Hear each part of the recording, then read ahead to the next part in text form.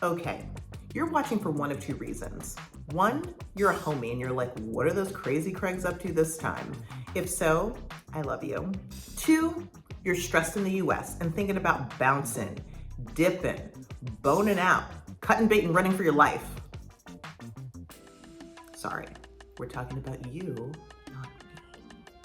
Either way, you might legit feel like stuff's hitting the fan and you're looking for an escape hatch, but you just don't know where to start. I got you. Here are the first 5 steps to take, and watch till the end because I have a few bonus tips that you'll need if you're actually looking to take the leap. I'm assuming that you work remote, have passive income, or have a job that will allow you to transfer. That being said, step 1, soul search. Now, I'm not trying to be all woo-woo about this, but you need to have a come to Jesus with yourself. You and your partner, if you have one, need to ask yourself some hard questions. Can you cope with being far away from family, friends, aging parents? How well do you deal with change? Are you willing to learn a new language? Scratch that. Not the right question. Are you willing to struggle through a language that you don't know well and are learning slowly? And I do mean slowly. And that you're gonna suck at for quite some time. Are you a pack rat? Because you're gonna have to get rid of some stuff. Can you find what you're looking for in a different state? I mean, if you're thinking about piecing out of the whole country, like, probably not, but I don't know your life. And the big question, in your fantasy about moving abroad, do you see yourself strolling into like the European Target or Costco? Because your life is going to look, smell, taste, sound completely different. It's not gonna resemble what it did before, so you need to be prepared for that.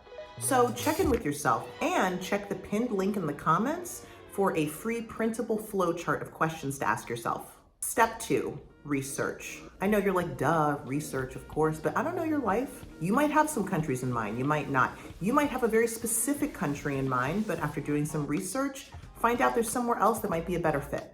Here's where you figure out what your options are and which ones are worth investigating further. Watch travel shows like No Reservations with Anthony Bourdain, literally any Anthony Bourdain show. Rick Steves is great. These dudes have been to a lot of places, so there's a pretty good chance they've been somewhere that you might be thinking about going. My personal favorites are Somebody Feed Phil and Travel Man with Richard Ayoade. Like, super informative and super hilarious.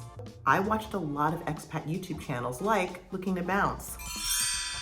Google Maps and tourism boards are also great resources, and start looking in to see if any of the places you're interested in have incentives for foreigners to move there. A lot of countries have visa programs or incentives to invest in real estate. If you can find one, I would move to a country that has some sort of incentive for you to go there, some sort of visa program, because immigration is not easy. It is not easy. Step 3, time to dig deep.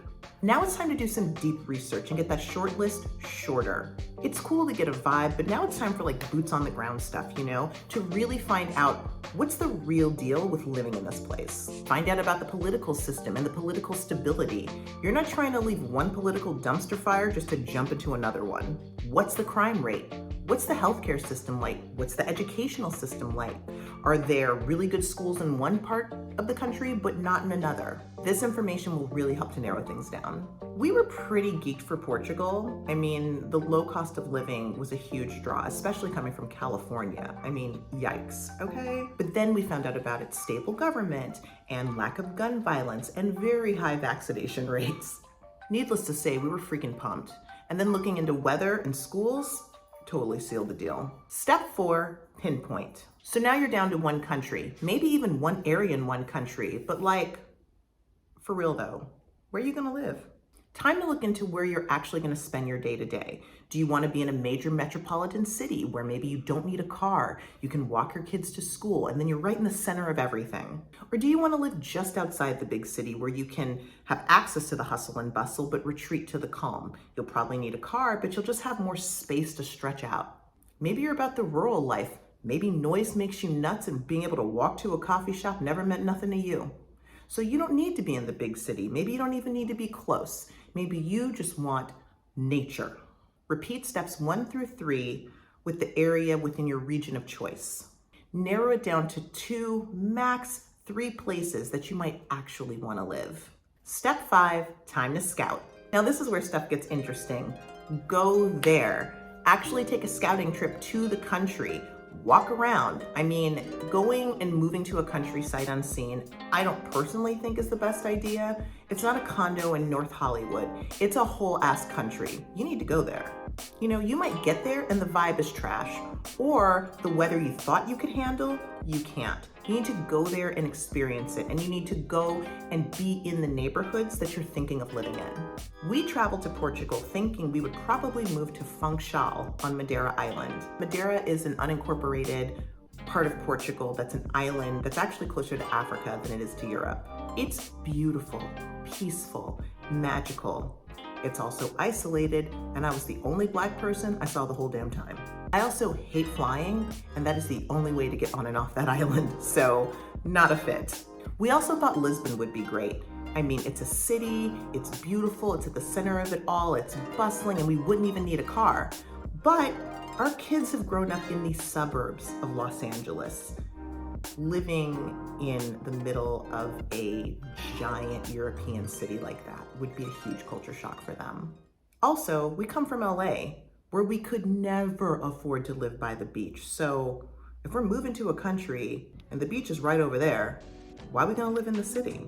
So we also checked out the beautiful, idyllic beach town of Cascais. It's 30 minutes outside of Lisbon. It's chill, it's seaside, there's plenty of school options, and that's where we live now. So scout it out, you have to. All right, I promised you a couple of bonus tips, but first go to the pinned link in the comments below and check out my free downloadable, get your expat on, full list of all the steps to take if you're looking to bounce. And also check out my website at lookingtobounce.com and go to Instagram at lookingtobounce for more stories of our travels and information and helpful tips to help you on your way. And don't forget to like and subscribe. Okay, so you're deciding you want to move forward with this plan to possibly bounce outside the US. Well, first, congrats. Here's some tips that you're really going to need to know. You'll need a background check, but you need to be really clear on what the rules are for the country that you're going to. For Portugal, the background check had to have happened within the last 90 days of your VFS, basically your in the US immigration appointment to try to get your visa. So make sure you know the rules on that so you don't get it way too far in advance. For Portugal, we needed to show our marriage certificate and our children's birth certificates. And you know how you probably have a box that you keep all your important documents in just for such an occasion so you can pull them out because you're prepared and you're ready? Well, wrong. No dice. I don't know if all countries are like this, but for Portugal it was. Our certificates needed to be new, meaning an original print of them within the last 6 months. So you have to request them. You have to go on Vital Docs and you have to request these new copies of these old documents. And then they must be apostilled. And getting something apostilled is basically an internationally recognized notarization that has to be performed by the Secretary of State in your state. So ultimately, you're going to have to order these new copies of these documents and then give it to your Secretary of State to be apostilled and get it back to you. So make sure you give yourself enough time for all that freaking nonsense. And good luck on your journey to bounce. See ya. Like and subscribe.